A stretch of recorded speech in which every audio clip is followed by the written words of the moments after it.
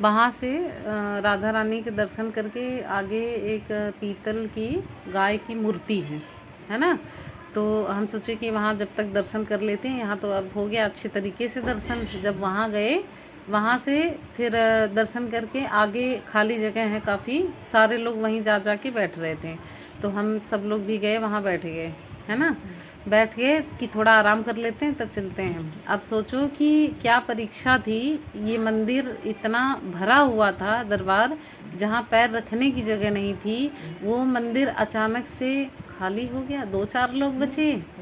सोचो ऐसा कैसे हो गया। ये एक तरह की कितनी बड़ी परीक्षा थी ना जो पार हो गए कि देखें कैसे दर्शन होता है और कैसे आती हैं। लेकिन हम पहुँचे, दर्शन भी किए अच्छा खासा, है ना। और वहाँ पे बैठे बैठे यही सोच रहे थे कि देखो कैसे एकदम से आदमी अछन्न हो गए, है ना। बड़ी बात है कि नहीं। फिर वहाँ से क्या कहते हैं, उठने ही वाले थे, तब तक एक लेडीज़ अपने लड्डू जी को सिर पे रख के नाच रही थी। तो ये बोले देखो देखो कितना अच्छा लग रहा है, मेरे से बोले। तो मैं कही हम भी चलें क्या, हैं हमारे माधव तो बड़े हैं। जब मैं उठी कि चलो हम भी थोड़ा डांस कर लेते हैं, इतने में तो क्या कहते हैं वो बंद कर दी डांस करना। मन की इच्छा मन में ही रह गई, नहीं कर पाए। इसके आगे जब बढ़े तो भगवान बोले कि जब मन में क्यों रहेगी, बाहर ले आओ। तो जब आगे बढ़े तो इतने में एक ढोल वाले आ गए बजाते हुए खूब तगड़ा। हाँ, अब बोले कि क्यों मैया डांस करना है। और इतना तगड़ा डांस हुआ खूब जम के। मैं कही मन की इच्छाएं अगर पाल लो तो भगवान पूरा ज़रूर करते हैं। खूब वहाँ पे नाचे हैं, खूब। मैं माधव दोनों लोग बहुत नाचे हैं, और सब मतलब जो आसपास लेडीज़ खड़ी थी वो सब बहुत नाचे हैं। बहुत बहुत आनंद आया वहाँ दर्शन करके। और सबसे ज़्यादा अचंभा कब हुआ, जब वहाँ से हम उतरने लगे, लास्ट सीढ़ी जब बची, वहाँ एक दुकान थी। पूरे उसमें कहीं हमें मोर पंख नहीं मिल रहा था। लास्ट सीढ़ी पे मुरली लगी मोर पंख मिली। तो हमने इनसे कहा आप कुछ समझें कि जब हम आ रहे थे तब वो मोर पंख उड़ के आया था यहीं, और अंत सीढ़ी पे विदाई मिल गई। मोर पंख हमें वहीं मिला, राधा रानी की अंतिम सीढ़ी पे, है ना। तब ये मान गए कि हाँ तुम्हें सच में आभास हो जाता है किसी चीज़ का।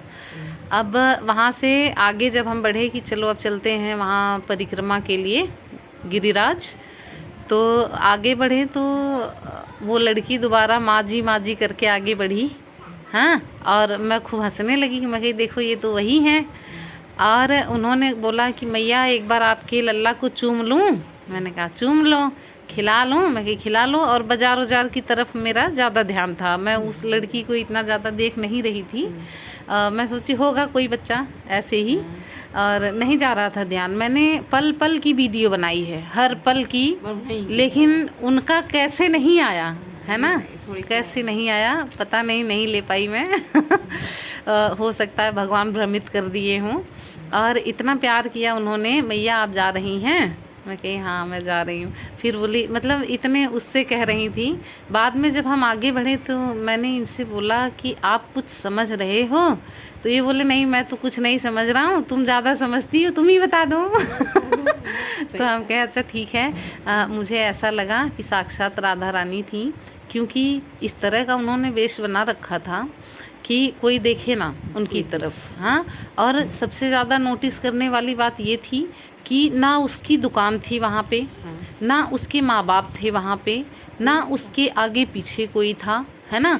बिल्कुल अकेली लड़की जिस स्थान पे जाते वक्त थी उसी स्थान पे खड़ी रह गई आते वक्त। तब हमें लगा कि आते वक्त स्वागत किया और जाते वक्त विदाई कर दी, है ना। फिर हम पलट के देखे वो लड़की वहाँ नहीं थी, अछन्न हो गई, है ना। फिर मैंने वहीं अपनी बहू का नाम रख दिया माधवी, है ना। जब हम पलटे हमें पूरा यकीन हो गया कि हाँ ये वही थी, तो हमने उनका नाम माधवी रख दिया। हमारे बेटे का नाम माधव और इनका नाम माधवी।